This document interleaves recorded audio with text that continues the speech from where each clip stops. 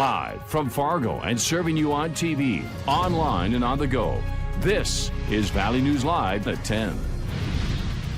Finding what you need at the store lately? Demand for personal protective equipment is a constant. Some of the most commonly requested items are masks, and some states are struggling to find a supply. Jacob Noterman tells us why North Dakota is breathing easy. When the pandemic started, states were waiting days for much-needed masks from federal supply chains. But now North Dakotans are getting their masks clean for multiple rounds of use, thanks to this Battelle sanitization system, taking pressure off demand. As the need for masks grow and the supply remains competitive, states are looking for ways to extend the lifetime of N95 masks. The Department of Health received a sanitization station from Battelle, which cleans upwards of 80,000 masks a day and can make what was a one-time use a 3-time cycle. We still have masks, we still have the supply, but this allows us to extend the utilization of these because we've had difficulty in getting additional respirators in during this emergency.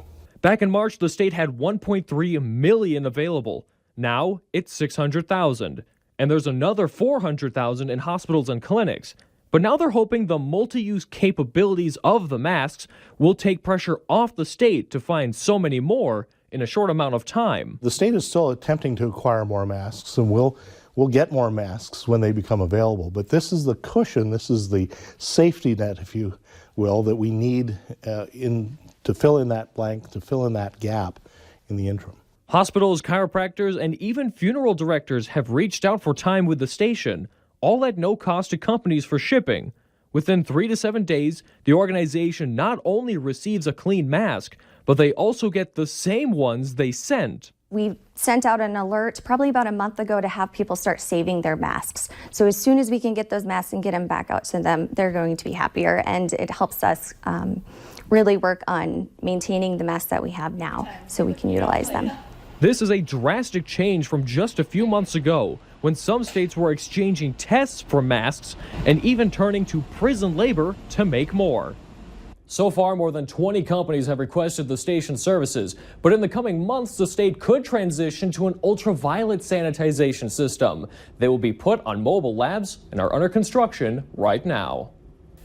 More money is coming in to pay for COVID-19 testing. North Dakota has been awarded more than $52 million from the Department of Health and Human Services.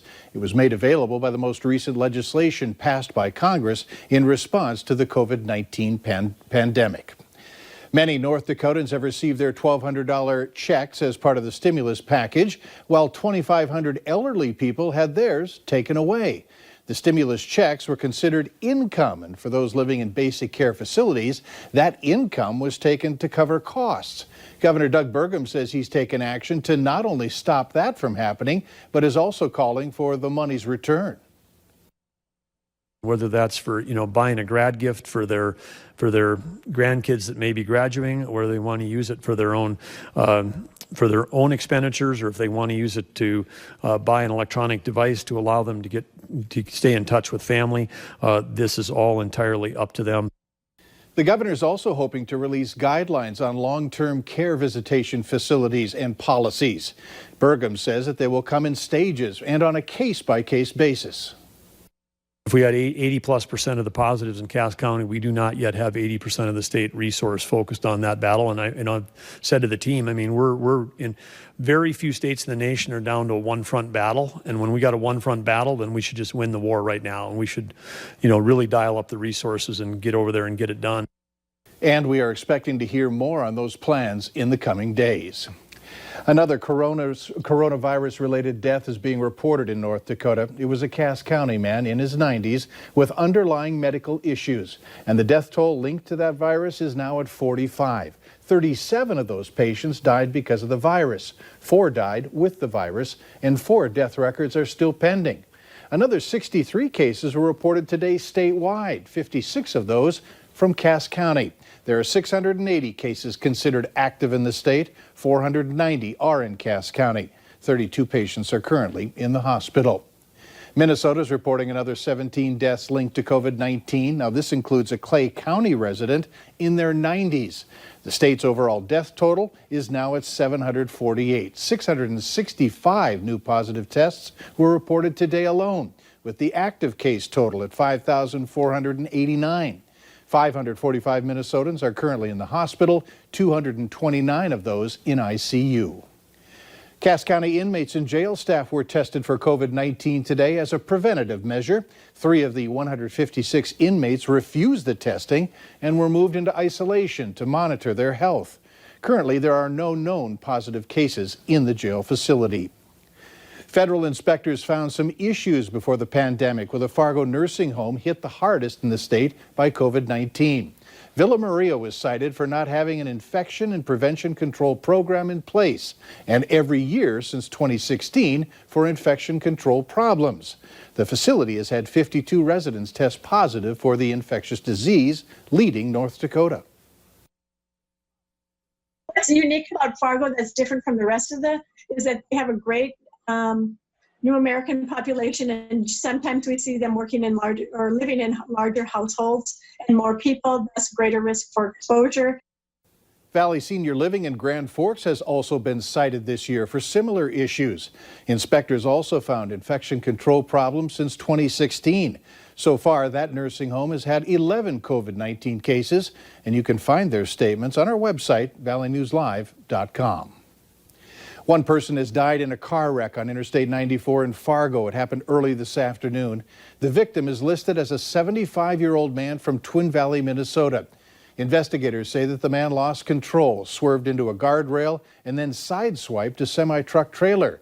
A passenger in the car was taken to the hospital with non-life-threatening injuries. The driver of the semi was uninjured.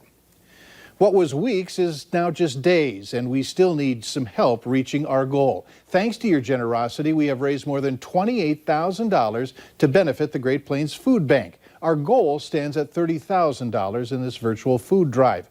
And if you'd like to join in and help us reach our goal, we'd love to see you do so. Check out valleynewslive.com or the VNL News app and look for this button. Despite the COVID-19 pandemic, there are still opportunities for you and your kids to get out and enjoy spring and summer weather. Valley News Team's Katie Opperly checked with park districts today about the activities and how they will be doing it safely. Businesses closed down, parks emptied, and activities were canceled amid the COVID-19 pandemic. But as we head into the summer months, that's beginning to change. Registration for summer activities is now open. We've worked long and hard and visited with lots of different people, lots of different roundtable discussions throughout the state of North Dakota with other recreation professionals, and safety is the main concern. We want to make sure that we're making the right decision by starting these summer programs. Both Fargo and West Fargo are allowing summer activities like baseball, softball, soccer, tennis, and some art programs. The activities that allow for social distancing. Other programs have been put on hold. Some of our art classes we couldn't have. Our special needs class, unfortunately, we had to cancel that. We bring in the Missoula Children's Theater every year, and just due to the non-social distancing aspect of the theater class, we had to unfortunately cancel that. For the activities that are being held, Belisle says they have increased cleaning. They wear masks, and everyone is trained about the protocols they need to follow. They are also allowing refunds for any activity you may have signed up for so that everyone can feel comfortable. No one has ever been through this before, and rest assured we're doing everything that we can do possible to make sure that families are safe and again, our staff. In West Fargo, Katie Opperly, Valley News Live. At this time, indoor facilities are still closed, but if you'd like to sign up for summer activities in Fargo or West Fargo, we have everything you need to know on the Valley News Live News app.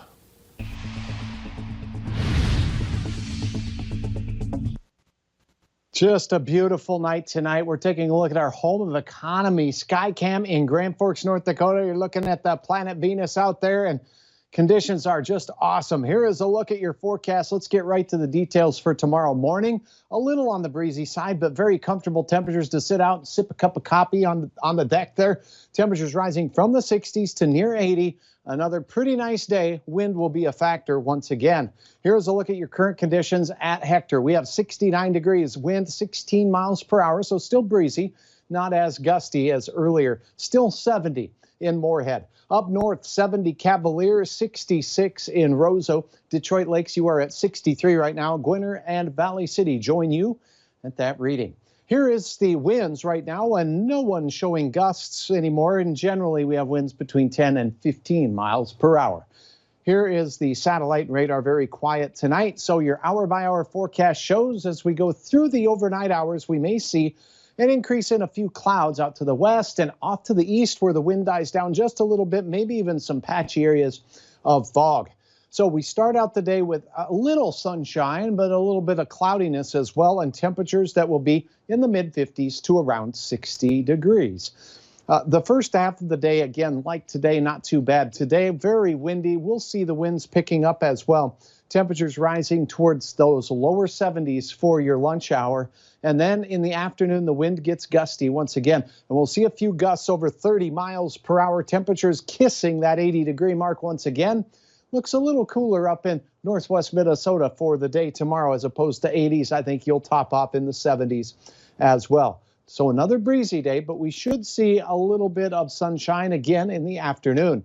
So some morning clouds, winds increasing as temperatures rise into the mid-60s for the afternoon. Temperatures soar to near 80 degrees once again. Gusts over 30 miles per hour. Hold on to the old hat. Then as we head into the evening, breezy but beautiful with temperatures still in the 70s for much of your evening. Your hometown forecast, Stutsman County, mid-70s. We'll see a shot at 80 degrees up and down the Red River Valley. Once again, our northern counties may have a shot at that 80-degree mark. A 71-degree day in Detroit Lakes tomorrow afternoon. And here is a beautiful shot. Speaking of Detroit Lakes, Terry capturing this. Yes, Detroit Lakes calling. And this bird calling, saying, there's a feeder here. I think I'll make a pit stop. Beautiful, beautiful picture. Thanks for taking the time to upload your photos. Isolated thunder on Thursday. A storm or two could be strong. We'll watch. I'm not expecting widespread severe there. It'll be isolated and mainly out to the west. Friday, a chance for spotty showers as we cool off a pinch back into the lower 70s. Then the 3-day weekend hits. We look like temperatures will be in that 70 to 80 degree range for almost all of us. Can't rule out right now what looks like Saturday night into Sunday morning showers. Mike, all in all, we'll have a lot of sun time out there as well. Yeah, it looks pretty good. I got to get my lawn mowed tomorrow, looks like, based on your forecast. Good idea. All right, thanks. Consumer spending is way down nationwide. We're going to take a look at those numbers next on Valley News Live 10 at 10.